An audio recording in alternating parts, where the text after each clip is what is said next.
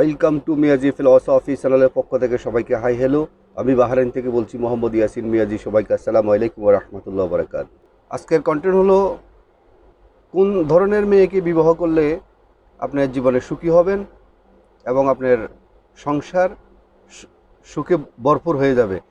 বিবাহিত জীবনটা একটা গুরুত্বপূর্ণ একটা অংশ জীবনের, অত্যন্ত গুরুত্বপূর্ণ একটা বিষয়। আপনার জীবনে এই সাবজেক্ট যদি আপনি ভুল করে সিদ্ধান্ত নেন তাহলে আপনাকে বাকি জীবন আপনাকে পস্তাতে হবে।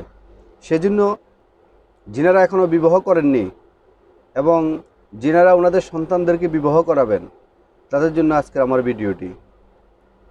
বিয়ের বিষয়টা অত্যন্ত একটা গুরুত্বপূর্ণ বিষয়। এই বিষয়ে যদি আপনি হেলা খেলা করে যদি আপনি সিদ্ধান্ত নেন তাহলে আপনার সামাজিকভাবে আপনি ছোট হয়ে যাবেন এবং আপনার সংসার, সুখের সংসার অশান্তিতে ভরপুর হয়ে যাবে। আর যদি আপনার বিবাহ বিষয়টা যদি আপনার যাচাই করে যদি আপনি সিদ্ধান্ত নিতে পারেন, আপনার জীবনে সুখী হতে পারবেন, পাশাপাশি আপনার পরিবার সুখী হবে এবং আপনাদের জীবনটা অনেক স্বাচ্ছন্দ্যে কাটবে।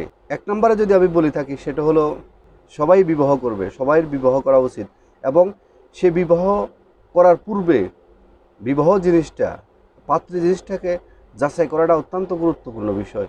যাকে তাকে লোভে পড়ে মেয়ের অর্থ আছে, মেয়ের অর্থ সম্পদ আছে এবং মেয়ে অনেক রূপসী, অনেক উচ্চলম্পা, অনেক শিক্ষিত, এসব দেখে যদি আপনি বিবাহ করেন, যাচাই বাছাই করে প্রকৃত যে জিনিসটা আপনি যাচাই বাছাই করা উচিত সেটা যদি আপনি যাচাই বাছাই না করেন তাহলে আপনি বিবাহ জীবনে আপনি ঠকে যাবেন এবং আপনার ঘর যেখানে আপনার সুখ সুখ পাওয়ার কথা সেখানে সুখ পালিয়ে যাবে এবং আপনার জীবনটা হয়ে যাবে, আপনার ঘর হয়ে যাবে একটা দুযোগের কারখানা হয়ে যাবে। তো সেজন্য বিয়ের বিষয়টা অত্যন্ত গুরুত্বপূর্ণ এবং এটা যাচাই বাছাই করা এবং সিলেকশন করা অত্যন্ত গুরুত্বপূর্ণ এবং কীভাবে করবেন, কাদের মাধ্যমে করবেন।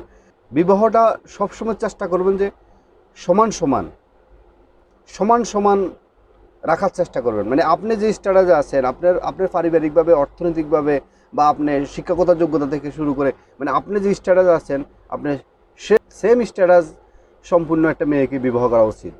কারণ এই জন্যই যে আপনি যদি আপনার থেকে একদম নিচু মানের একটা স্ট্যাটাসে গিয়ে যদি আপনি বিবাহ করেন তাহলে এখানে একটা সমস্যা আসবে এবং আপনার থেকে যদি হাই উপরে গিয়ে যদি আপনি 19-20 হতে পারে তাহলে আপনি সেখানে বিবাহ করবেন। আপনি যদি উপরে গিয়ে বিবাহ করেন এবং নিচে নেমে যদি আপনি বিবাহ করেন, আপনি স্ট্যাটাস বাদ দিয়ে যদি আপনি বিবাহ করেন তাহলে এখানে আপনার সমস্যাটা কোথাও হবে, সমস্যাটা হবে মেন্টালিটির সমস্যা হবে।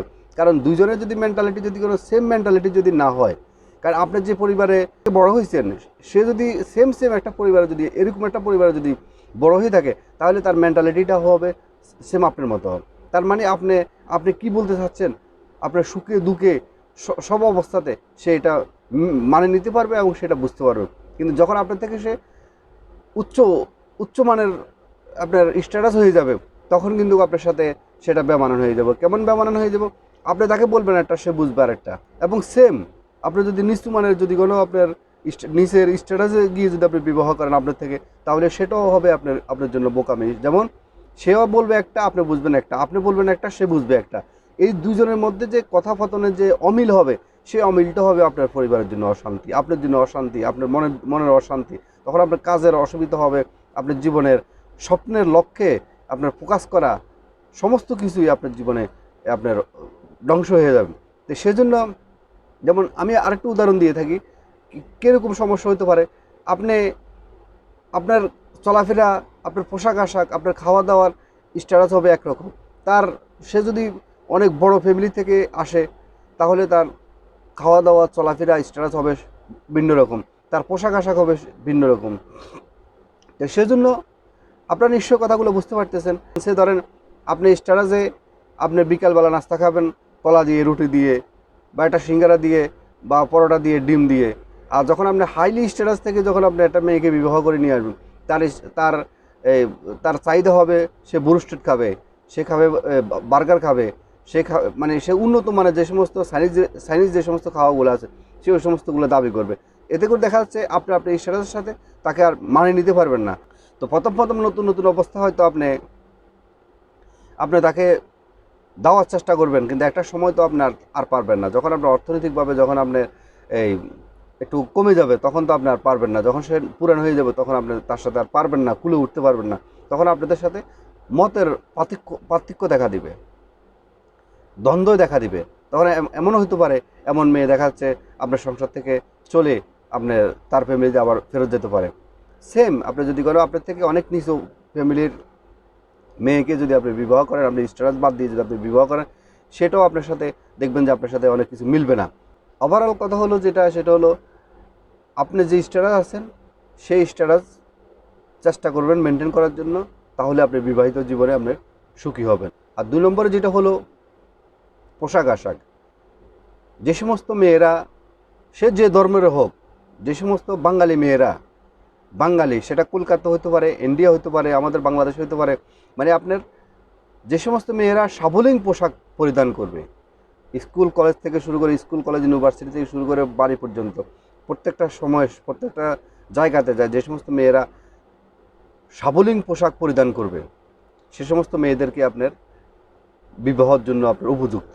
আর যদি আপনার অসাবলীল আপনার পোশাক যে সমস্ত মেয়েরা পরিধান করে, কারণ পোশাকের উপরে ডিপেন্ড করে কিন্তু তার ব্যক্তিত্ব, পোশাকের উপরে ডিপেন্ড করে তার ভিতরগত মেন্টালিটি এবং ভিতরের যে মাইন্ড, সেটা কিন্তু ডিপেন্ড করে পোশাকের উপরে। সুতরাং পোশাকটা অত্যন্ত একটা ইম্পর্টেন্ট বিষয়, এটা আপনারা খেয়াল করবেন। 3 নম্বরে যেটা বলবো সেটা হলো ধৈর্যশীল। একটা মেয়ে যখন ধৈর্যশীল হয়, মেয়েটা ধৈর্য অত্যন্ত একটা গুরুত্বপূর্ণ বিষয়।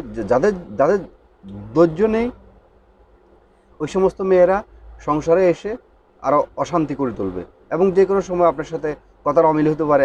একটা সংসারে যখন থাকে, মানুষের কথার অমিল হতে পারে, কথার যে কোনো বিষয় সুবিধা অসুবিধা হতে পারে। তখন দেখা যাচ্ছে সে ঠাস করে সে সিদ্ধান্ত নিয়ে নেবে যে আমি তোমার ঘরে থাকবো না, আমি চলে যাবো আমার বাপের বাড়িতে, বা আপনার বিয়ে বিচ্ছেদের জন্য সে সিদ্ধান্ত নিয়ে নেবে। তো সুতরাং ধৈর্যশীল মেয়েকে আপনার বাছাই করাটা অত্যন্ত গুরুত্বপূর্ণ।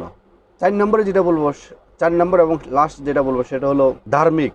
সে যে ধর্মের হোক, যে মেয়েরা ধর্মের প্রতি অনুরাগী, ধর্মের প্রতি ভক্ত, ওই সমস্ত মেয়েরা কখনো খারাপ হতে পারে না এবং কখনো চরিত্রহীন হতে পারে না। তো সুতরাং চেষ্টা করবেন যে যে সমস্ত মেয়েরা ধার্মিক হয় এবং ধর্মের প্রতি তার কৃতজ্ঞতা হয়, ধর্মকে সে যথেষ্ট মানে, ধর্মকে সে আমল করে, চেষ্টা করে, ওই সমস্ত মেয়েদেরকে বিবাহ করার জন্য চেষ্টা করবেন। 1 নম্বরে বলবো সেম স্ট্যাটাস। 2 নম্বর হলো আপনার পোশাক আশাক, সাবলীল পোশাক আশাক। 3 নম্বর হলো ধৈর্য। 4 নম্বর হলো যে ধর্মে আছে সে ধর্মের প্রতি অনুরাগী এবং সে ধর্মের প্রতি ভক্তি। এখন আপনারা আমাকে প্রশ্ন করতে পারেন যে আপনি তো অনেকগুলো কথা বললেন যে বিবাহের আগে এগুলো কীভাবে যাচাই বাছাই করবো। হ্যাঁ, ঠিক আছে, আপনাদের কথার সাথে আমি একমত, কিন্তু বিবাহ জিনিসটা যেহেতু খুব গুরুত্বপূর্ণ, ইম্পর্টেন্ট, এবং আপনাকে একটু যাচাই বাছাই করতে হবে এবং আপনাকে নিজেকে যাচাই বাছাই করতে হবে এবং আপনার যারা মুরব্বী আছে মুরব্বীদের মাধ্যমে যাচাই বাছাই করতে হবে এবং আত্মীয়স্বজনের মাধ্যম থেকে আপনাকে যাচাই বাছাই করতে হবে। কারণ হলো এগুলা প্রকাশিত, এগুলো অপ্রকাশিত কিছুই নেই, এগুলো প্রকাশিত। এগুলো আপনি জানতে চাইলে আপনি জানতে পারবেন। আমি যে পরিবারে জন্মগ্রহণ করি, আমার আশেপাশে যারা আমার স্বাস্থ্য ভাই, জ্যাঠু বোন বা আমার আত্মীয় স্বজন আছে, ওদের থেকে আপনি জানতে পারবেন যে আমার চরিত্র কেমন, আমি সমস্ত বিষয়, আমি কেমন ধৈর্যশীল মানুষ, আমি কেমন ইসলামের প্রতি মান্য করি, সব বিষয় এগুলো টুকটাক জানা যায়। আপনি 100% জানতে পারবেন না, কিন্তু অন্তত 70% 80% আপনি আত্মীয় স্বজন থেকে জানতে পারবেন। তো আশা করি আপনি এই সমস্ত বিষয়গুলা দেখে শুনে আপনার বিবাহের জন্য একটা মেয়েকে চুজ করবেন। আপনি শুধুমাত্র সুন্দরী মেয়ে দেখে, লম্বা মেয়ে দেখে বা হাই এবং কোটিপতি মেয়ে দেখে, উচ্চশিক্ষিত মেয়ে দেখে আপনি কখনো বিবাহের জন্য সিদ্ধান্ত নেবেন না। মাথায় রাখতে হবে এই 4টা জিনিস যদি ঠিক থাকে, তাহলে আপনার জীবনে আপনার বিবাহিত জীবন কখনো অসুখী হবেন না এবং কখনো অশান্তি হবেন না। আজকের মতো ভিডিওটি এখানে শেষ করলাম। আপনাদের যদি ভিডিওটি ভালো লেগে থাকে, তাহলে আপনাদের বন্ধুবান্ধবের কাছে ভিডিওটি শেয়ার করে দিবেন, আরও 2-1 জন যেহেতু জানতে পারে। এবং আপনাদের কাছে আমার যেটা অনুরোধ থাকবে সেটা হলো, ভিডিওটি যদি আপনাদের ভালো লেগে থাকে তাহলে লাইক কমেন্ট করতে ভুলবেন না এবং সাবস্ক্রাইব করবেন। যারা আগে সাবস্ক্রাইব করছেন তাদেরকে অসংখ্য ধন্যবাদ। আজকের মতো ভিডিওটি এখানে শেষ করলাম। আবার নতুন একটি ভিডিওতে আবার দেখা হবে, কথা হবে। ততক্ষণ পর্যন্ত ভিতর থেকে ভালো থাকবেন, সুস্থ থাকবেন, মোটিভেট থাকবেন এবং এতিম অসহায় মানুষের পাশে দাঁড়াবেন। আবারও মিয়াজি ফিলসফি চ্যানেলের পক্ষ থেকে সবাইকে আসসালামু আলাইকুম ওয়া রাহমাতুল্লাহি ওয়া বারাকাতুহু।